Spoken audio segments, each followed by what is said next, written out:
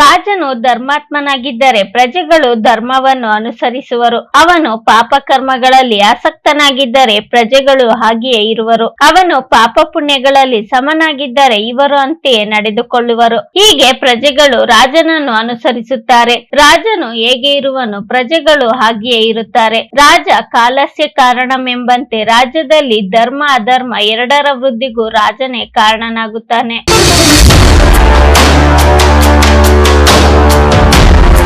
ಧರ್ಮದಿಂದ ವರ್ಜಿತನಾದ ಮನುಷ್ಯನು ಬದುಕಿದ್ದರೂ ಸತ್ತಂತೆ ಎಂದು ಭಾವಿಸುತ್ತೇನೆ. ಧರ್ಮದಿಂದ ಕೂಡಿರುವ ಮನುಷ್ಯನು ಸತ್ತರೂ ದೀರ್ಘಕಾಲ ಬದುಕಿರುವನು. ಅಧರ್ಮಿಯಾದ ಮನುಷ್ಯನನ್ನು ಅಪಕೀರ್ತಿಯು ಆಕ್ರಮಿಸುತ್ತವೆ. ಅವನು ಬದುಕಿದ್ದರೂ ಯಾರು ಅವನನ್ನು ಗೌರವಿಸುವುದಿಲ್ಲ. ಆದ್ದರಿಂದ ಅವನು ಇದ್ದರೂ ಸತ್ತಂತೆಯೇ ಲೆಕ್ಕವಾಗಿರುತ್ತದೆ. ಆದರೆ ಧರ್ಮಾತ್ಮನಾದ ಮನುಷ್ಯನನ್ನು ಅವನು ಸತ್ತ ನಂತರವೂ ಬಹಳ ಕಾಲದವರೆಗೆ ಜನ ಹಾಡಿ ಹೊಗಳುತ್ತಿರುತ್ತಾರೆ. ಅವನ ಕೀರ್ತಿಯು ಇರುವವರೆಗೂ ಅವನು ಬದುಕಿರುವಂತೆಯೇ ಆಗಿರುತ್ತದೆ.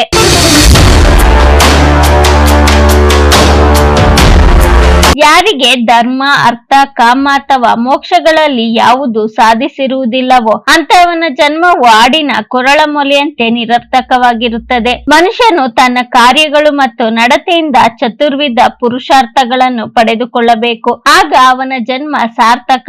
ಇಲ್ಲದಿದ್ದರೆ ಆಡಿನ ಕೊರಳ ಮೊಲೆಯಂತೆ ಅವನ ಜೀವನವಾಗಿರುತ್ತದೆ. ಕೊರಳಲ್ಲಿ ಮೊಲೆ ಆಕಾರದ ಅಂಗವಿದ್ದರೂ ಅದು ಹಾಲಿನಿಂದೇನು ತುಂಬುವುದಿಲ್ಲ, ಕೇವಲ ಆಕಾರದಿಂದ ಮೊಲೆಯಾಗಿರುತ್ತದೆ. ಹಾಗೆ ಇವನು ಆಕಾರದಿಂದ ಮನುಷ್ಯರಾಗಿರುತ್ತಾರೆ.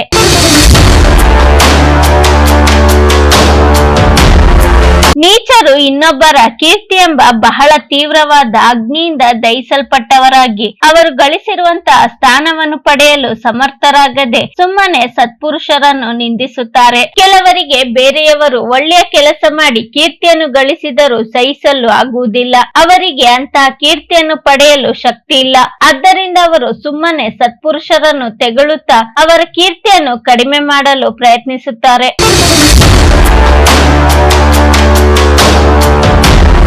ವಿಷಯಗಳಲ್ಲಿ ಆಸಕ್ತನಾಗುವುದೇ ಬಂಧಕ್ಕೆ ಕಾರಣ. ಮನಸ್ಸು ವಿಷಯಗಳಿಂದ ವಿಮುಖವಾಗುವುದೇ ಮುಕ್ತಿ. ಮನುಷ್ಯನ ಬಂಧಕ್ಕೂ ಮೋಕ್ಷಕ್ಕೂ ಮನಸ್ಸೇ ಕಾರಣವಾಗಿರುತ್ತದೆ. ಮನಸ್ಸು ವಿಷಯ ಸುಖವನ್ನು ಬಯಸದೆ ನಿರ್ಮಲವಾಗಿದ್ದರೆ ಅದೇ ಮುಕ್ತಿ. ಬಂಧ ಮುಕ್ತಿಗಳೆಂಬುದು ನಮ್ಮ ಮನಸ್ಸಿನಲ್ಲಿದೆಯೇ ಹೊರತು ಹೊರಗೆಲ್ಲೋ ಇರುವುದು ಬರುವುದು ಅಲ್ಲ. ಆ ಮನದ ಮೇಲಿನ ನಿಯಂತ್ರಣವೇ ಮುಕ್ತಿ ಸಾಧನವಾಗಿರುತ್ತದೆ. ಶರೀರದ ಅಭಿಮಾನವು ನಷ್ಟವಾಗಲಾಗಿ ಪರಮಾತ್ಮನನ್ನು ಅರ್ಥ ಮಾಡಿಕೊಂಡರೆ ಎಲ್ಲಿ ಮನಸ್ಸು ಹೋಗುವುದು ಅಲ್ಲೆಲ್ಲ ಸಮಾಧಿ ಸ್ಥಿತಿಯನ್ನು ಪಡೆಯುವುದು. ಈ ಶರೀರ ನಾನು, ಇದಕ್ಕೆ ಸಂಬಂಧಿಸಿರುವುದೆಲ್ಲ ನನ್ನದು ಎಂಬ ಅಭಿಮಾನವೇ ಬಂಧ ಕಾರಣವಾಗಿರುತ್ತದೆ. ಅದನ್ನು ತೊರೆದು ಆತ್ಮಜ್ಞಾನವನ್ನು ಸಂಪಾದಿಸಬೇಕು. ಆಗ ಮನಸ್ಸು ಎಲ್ಲಿದ್ದರೂ ಯಾವಾಗಲೂ ಸಮಾಧಿ ಸ್ಥಿತಿಯಲ್ಲಿ ಇರುತ್ತದೆ.